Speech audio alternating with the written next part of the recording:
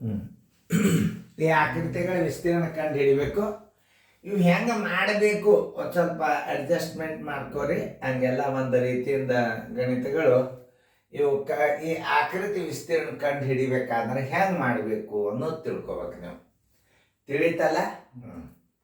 ಭಾಳ ಸರಳ ರೀತಿ ತಿಳಿಸ್ತೇನೆ ನಾ ಈಗ ನಿಮಗೆ. ನೀವೇನು ಅದರ ಬಗ್ಗೆ ವಿಚಾರ ಮಾಡಬೇಡ್ರಿ. ನೀವು ಕಟ್ಟಾದ ಆಕೃತಿ ಬಗ್ಗೆ ನಿಮಗೆ ಹೆಂಗೆ ಮಾಡ್ಕೋಬೇಕು, ಹೆಂಗೆ ತಿಳ್ಕೋಬೇಕು ಎಲ್ಲ ತಿಳಿಸ್ನ ಅಂತ. ತಿಳಿತಲ್ಲ? ಎಲ್ಲರೂ ಇದನ್ನು ಮಾಡ್ರಿ. ಏನು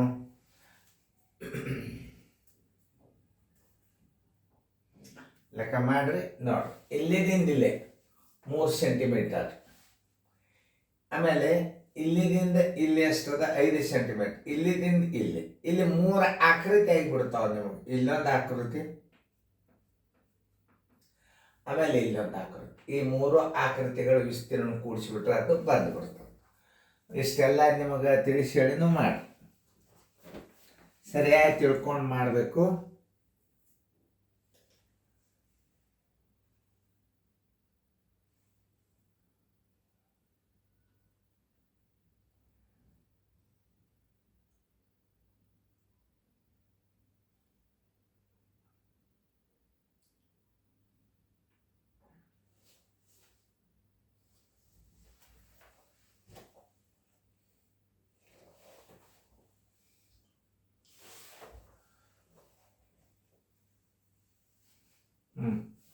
ನೋಡ್ರಿ, ಎಲ್ಲಾರು ಮಾಡೋದಾತಲ್ಲ. ಇಲ್ಲಿ ಒಂದು ಆಕೃತಿ ತೋರಿಸ್ತದ.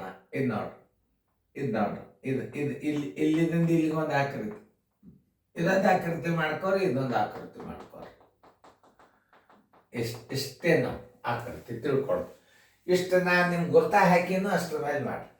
ಈಗ ಇದು ಒಂದು ಆಕೃತಿ, ಇದು 3 ಅದ, ಇದು 1 ಅದ. 1ನೇ ಆಕೃತಿ 3 ಗುಂಡ್ಲೆ 1 ಬರೋಬ್ಬರಿ 3. ಇದು ಚದರ ಸೆಂಟಿಮೀಟರ್.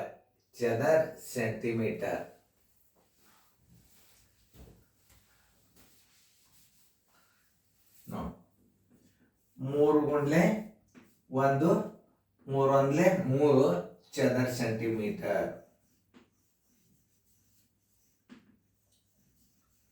ಇದು 1ನೇ ಆಕೃತಿ. ಇನ್ನು 2ನೇ ಆಕೃತಿ ನೋಡ್ರಿ, ಯಾವುದು? ಇದು. ಇಲ್ಲಿದಿಂದ 1 ಕಟ್ ಮಾಡ್ರಿ, ಇಲ್ಲಿದಿಂದ 1 ಕಟ್ ಮಾಡ್ರಿ. ಇದು 1 ಕಟ್ ಆಗಬೇಕು. ಇಲ್ಲಿಂದ ಇಲ್ಲಿ ಕಟ್ ಮಾಡಿದಾಗ ಇದರ ಆಕೃತಿ ಸಿಗ್ತದೆ ನಿಮ್ಗೆ. 5ರೊಳಗೆ ಇದೊಂದು ಕಟ್ ಮಾಡಿದರೆ ಏನಾಗ್ತದೆ? 3 ಗುಂಡ್ಲೆ 1. 3 ಗುಂಡ್ಲೆ 1 ಬರೋಬ್ಬರಿ 3 ಚದರ ಸೆಂಟಿಮೀಟರ್. ಈಗ ಇಲ್ಲಿ ಬಂತು. ಈಗ ಸದ್ಯ ಇನ್ನು ನಿಮಗೆ ಇದು ಬಂದದ. ಈಗ ಬಂತು ಇನ್ನು ನೋಡು, 2 ಗುಂಡ್ಲೆ 1. 3ನೇ ಆಕೃತಿ 2 ಗುಂಡ್ಲೆ 1 ಬರೋಬ್ಬರಿ 2. ಒಟ್ಟು ಎಷ್ಟು? 3 3 6 1 2 8 ಚದರ ಸೆಂಟಿಮೀಟರ್. 8 ಚದರ ಸೆಂಟಿಮೀಟರ್ ಉತ್ತರ. ಈ ಆಕೃತಿಗಳು ಭಾಳ ಬೀಳ್ತಾವ ನಿಮಗೆ. ಇದನ್ನು ಕಲಿಯಿರಿ, ಭಾಳ ಚೆನ್ನಾಗಿ ತಿಳ್ಕೊಂಡು ಮುಂದಿನ ಗಣಿತ ಮಾಡಿ. ಮುಂದಿನ ಗಣಿತ ಅದನ್ನು ಮಾಡಿರಿ. ಟೈಮ್ ಕೊಟ್ಟು ನಿಮಗೆ ಸರಿಯಾಗಿ ಮಾಡಿರಿ, ತಿಳ್ಕೊಂಡು ಮಾಡಿರಿ. ಮತ್ತು ನಾ ತಿಳಿಸ್ನಂತ ನಿಮಗೆ. ಮಾಡೋದಾದಿಂದ ಹೇಳ್ರಿ.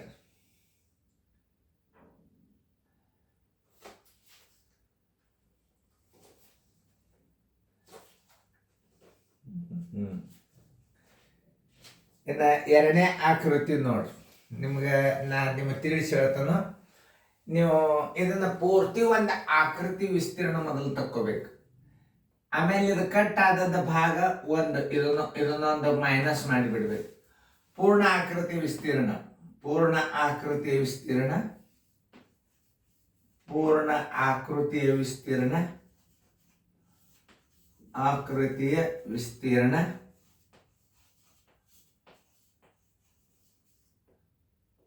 ಮೈನಸ್ ಕಟ್ಟಾದ ವಿಸ್ತೀರ್ಣ. ಕಟ್ಟಾದ ವಿಸ್ತೀರ್ಣ ಕಳೆದರಿ ಅಂತಂದ್ರೆ ಏನು ಬರ್ತದ? ಆಕೃತಿಯ ವಿಸ್ತೀರ್ಣ ಬರ್ತದೆ. ಪೂರ್ಣ ಆಕೃತಿಯ ವಿಸ್ತೀರ್ಣದಾಗ ಕಟ್ಟಾದ ಆ ವಿಸ್ತೀರ್ಣ ಕಳೆದರೆ ಏನು ಬರ್ತದೆ? ವಿಸ್ತೀರ್ಣ ಬರ್ತದೆ.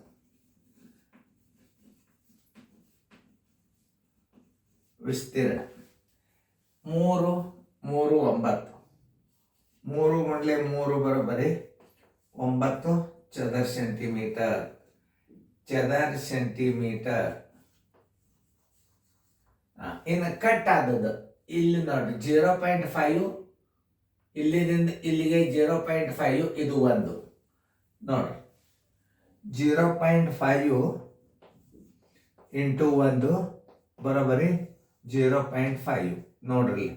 ಇದು ಇಲ್ಲಿದಿಂದ ಇಲ್ಲಿಗೆ 1, ಇಲ್ಲಿದಿಂದ ಇಲ್ಲಿಗೆ 0.5, ಇದು 0.5, ಇದು ಇಲ್ಲಿದಿಂದ ಇಲ್ಲಿ ಆಗುತ್ತೆ ಅಂದ್ರೆ 1 ಇಂಚದಾಗ ಅರ್ಧ ಇದು.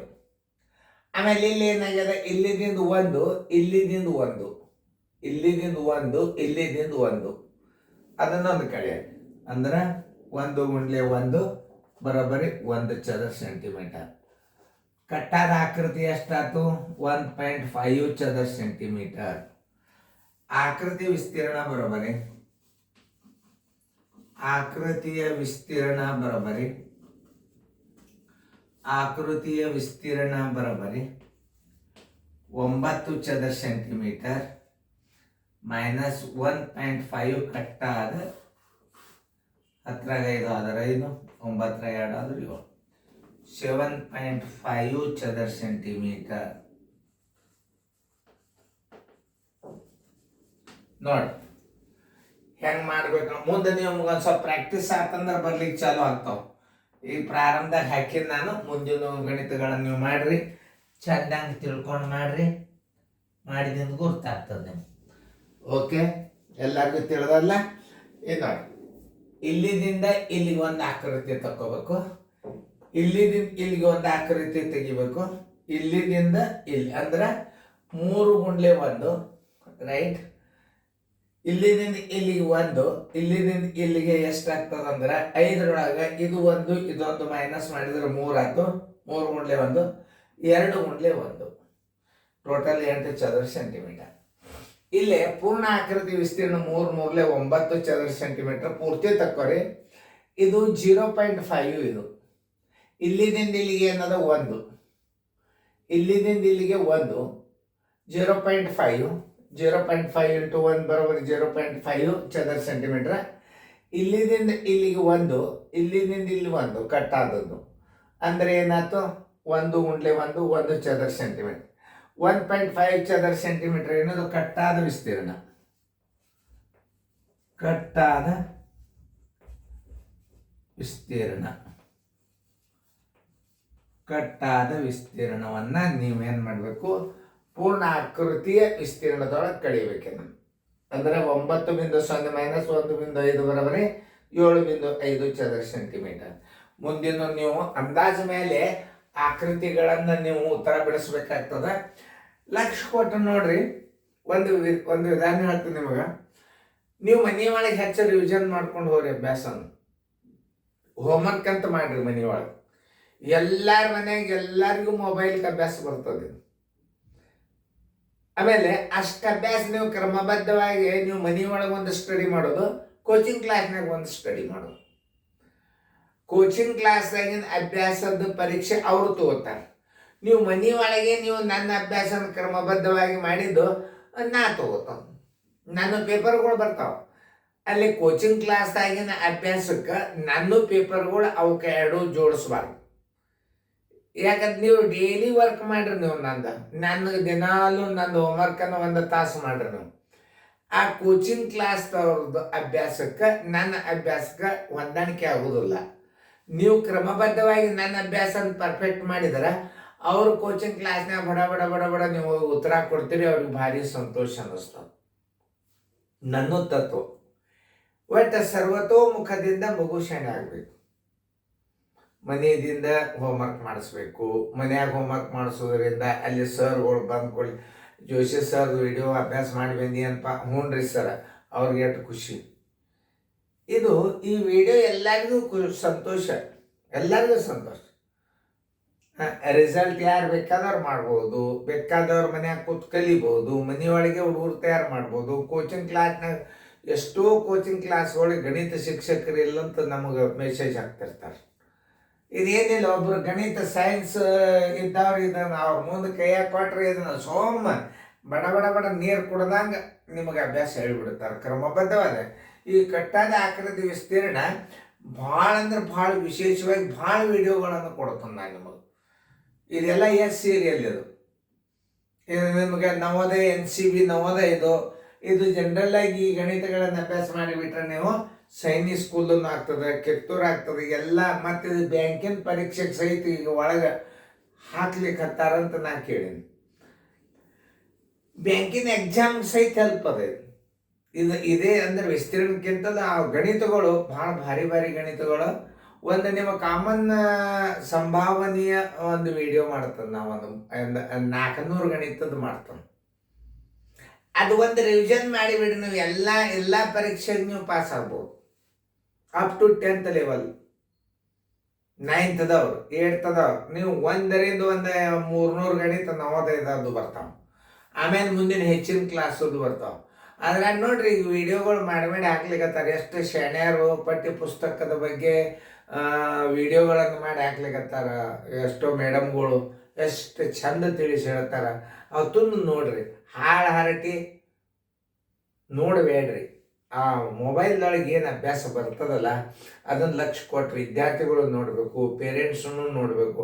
ಬೇಡ TV ಒಳಗೆ ನೀವು ಯೂಟ್ಯೂಬ್ ತೆಗೆದು ಬಿಡ್ರಿ, ನೋಡ್ರಿ. ಅಷ್ಟು ಮಂದಿ ಕಲಿಸ್ಲಿಕ್ಕತ್ತಾರೆ ಈಗ. ಈ